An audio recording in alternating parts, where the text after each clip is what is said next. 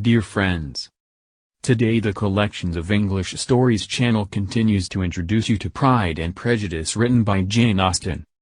Please continue to support Collections of English Stories channel by clicking the subscribe button.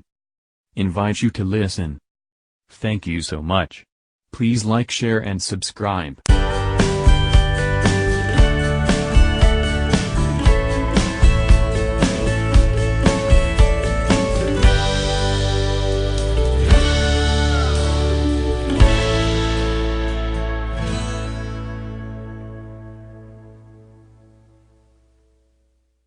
Chapter 35. Elizabeth awoke the next morning to the same thoughts and meditations which had at length closed her eyes.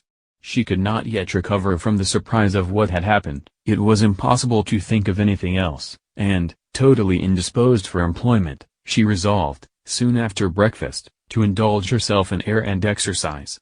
She was proceeding directly to her favorite walk, when the recollection of Mr. Darcy's sometimes coming there stopped her, and instead of entering the park, she turned up the lane, which led farther from the turnpike road. The park paling was still the boundary on one side, and she soon passed one of the gates into the ground. After walking 2 or 3 times along that part of the lane, she was tempted, by the pleasantness of the morning, to stop at the gates and look into the park. The 5 weeks which she had now passed in Kent had made a great difference in the country, and every day was adding to the verdure of the early trees. She was on the point of continuing her walk, when she caught a glimpse of a gentleman within a sort of grove which edged the park. He was moving that way, and, fearful of its being Mr. Darcy, she was directly retreating. But the person who advanced was now near enough to see her, and stepping forward with eagerness, pronounced her name. She had turned away, but on hearing herself called, though in a voice which proved it to be Mr. Darcy, she moved again towards the gate. He had by the time reached it also, and, holding out a letter, which she instinctively took, said, with a look of haughty composure, "I have been walking in the grove some time in the hope of meeting you. Will you do me the honor of reading that letter?" And then, with a slight bow, turned again into the plantation, and was soon out of sight. With no expectation of pleasure, but with the strongest curiosity, Elizabeth opened the letter, and, to her still increasing wonder, perceived an envelope containing 2 sheets of letter paper, written quite through, in a very close hand. The envelope itself was likewise full. Pursuing her way along the lane, she then began it. It was dated from Rosings, at 8 o'clock in the morning, and was as follows. "Be not alarmed, madam, on receiving this letter, by the apprehension of its containing any repetition of those sentiments or renewal of those offers which were last night so disgusting to you. I write without any intention of paining you, or humbling myself, by dwelling on wishes which, for the happiness of both, cannot be too soon forgotten, and the effort which the formation and the perusal of this letter must occasion, should have been spared, had not my character required it to be written and read.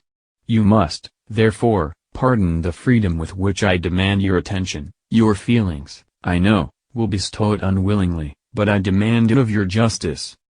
2 offenses of a very different nature, and by no means of equal magnitude, you last night laid to my charge. The first mentioned was, that, regardless of the sentiments of either, I had detached Mr. Bingley from your sister, and the other, that I had, in defiance of various claims, in defiance of honor and humanity, ruined the immediate prosperity and blasted the prospects of Mr. Wickham. Wilfully and wantonly to have thrown off the companion of my youth, the acknowledged favorite of my father, a young man who had scarcely any other dependence than on our patronage, and who had been brought up to expect its exertion, would be a depravity, to which the separation of 2 young persons, whose affection could be the growth of only a few weeks, could bear no comparison. But from the severity of that blame which was last night so liberally bestowed, respecting each circumstance, I shall hope to be in the future secured, when the following account of my actions and their motives has been read. If, in the explanation of them, which is due to myself, I am under the necessity of relating feelings which may be offensive to yours, I can only say that I am sorry. The necessity must be obeyed, and further apology would be absurd. I had not been long in Hertfordshire, before I saw, in common with others, that Bingley preferred your elder sister to any other young woman in the country. But it was not till the evening of the dance at Netherfield that I had any apprehension of his feeling a serious attachment. I had often seen him in love before. At that ball, while I had the honor of dancing with you, I was first made acquainted, by Sir William Lucas's accidental information, that Bingley's attentions to your sister had given rise to a general expectation of their marriage. He spoke of it as a certain event, of which the time alone could be undecided. From that moment I observed my friend's behavior attentively, and I could then perceive that his partiality for Miss Bennet was beyond what I had ever witnessed in him. Your sister I also watched. Her look and manners were open, cheerful, and engaging as ever, but without any symptom of peculiar regard, and I remained convinced from the evening's scrutiny, that though she received his attentions with pleasure, she did not invite them by any participation of sentiment. If you have not been mistaken here, I must have been in error. Your superior knowledge of your sister must make the latter probable. If it be so, if I have been misled by such error to inflict pain on her, your resentment has not been unreasonable.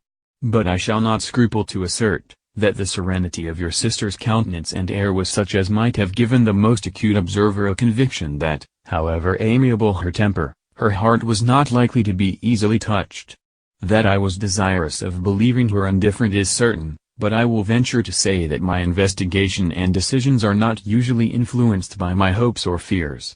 I did not believe her to be indifferent because I wished it, I believed it on impartial conviction, as truly as I wished it in reason. My objections to the marriage were not merely those which I last night acknowledged to have the utmost force of passion to put aside. In my own case, the want of connection could not be so great an evil to my friend as to me. But there were other causes of repugnance, causes which, though still existing, and existing to an equal degree in both instances, I had myself endeavored to forget, because they were not immediately before me. These causes must be stated, though briefly. The situation of your mother's family, though objectionable, was nothing in comparison to that total want of propriety so frequently, so almost uniformly betrayed by herself, by your 3 younger sisters, and occasionally even by your father. Pardon me. It pains me to offend you. But amidst your concern for the defects of your nearest relations, and your displeasure at this representation of them, let it give you consolation to consider that, to have conducted yourselves so as to avoid any share of the like censure, is praise no less generally bestowed on you and your elder sister, than it is honorable to the sense and disposition of both.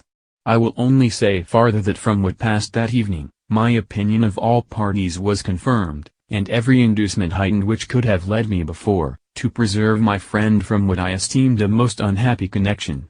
He left Netherfield for London, on the day following, as you, I am certain, remember, with the design of soon returning. The part which I acted is now to be explained. His sister's uneasiness had been equally excited with my own, our coincidence of feeling was soon discovered, and, alike sensible that no time was to be lost in detaching their brother, we shortly resolved on joining him directly in London. We accordingly went, and there I readily engaged in the office of pointing out to my friend the certain evils of such a choice. I described, and enforced them earnestly. But, however this remonstrance might have staggered or delayed his determination, I do not suppose that it would ultimately have prevented the marriage, had it not been seconded by the assurance that I hesitated not in giving, of your sister's indifference. He had before believed her to return his affection with sincere, if not with equal regard. But Bingley has great natural modesty, with a stronger dependence on my judgment than on his own. To convince him, therefore, that he had deceived himself, was no very difficult point. To persuade him against returning into Hertfordshire, when that conviction had been given, was scarcely the work of a moment. I cannot blame myself for having done thus much. There is but one part of my conduct in the whole affair on which I do not reflect with satisfaction. It is that I condescended to adopt the measures of art so far as to conceal from him your sister's being in town. I knew it myself, as it was known to Miss Bingley, but her brother is even yet ignorant of it. That they might have met without ill consequences perhaps probable, but his regard did not appear to me enough extinguished for him to see her without some danger. Perhaps this concealment, this disguise was beneath me. It is done, however, and it was done for the best. On this subject I have nothing more to say, no other apology to offer. If I have wounded your sister's feelings, it was unknowingly done, and though the motives which governed me may to you very naturally appear insufficient, I have not yet learned to condemn them. With respect to that other, more weighty accusation, of having injured Mr. Wickham, I can only refute it by laying before you the whole of his connection with my family. Of what he has particularly accused me I am ignorant, but of the truth of what I shall relate, I can summon more than one witness of undoubted veracity.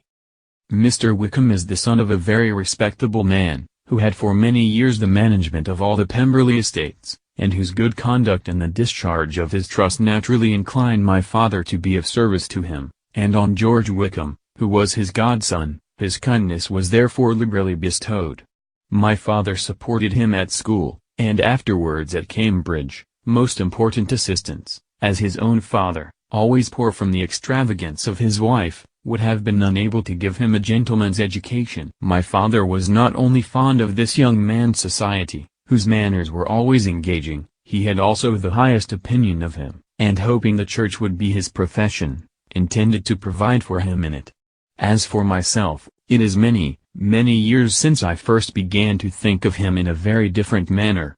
The vicious propensities, the want of principle, which he was careful to guard from the knowledge of his best friend, could not escape the observation of a young man of nearly the same age with himself, and who had opportunities of seeing him in unguarded moments, which Mr. Darcy could not have.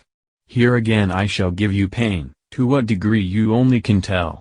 But whatever may be the sentiments which Mr. Wickham has created, a suspicion of their nature shall not prevent me from unfolding his real character. It adds even another motive.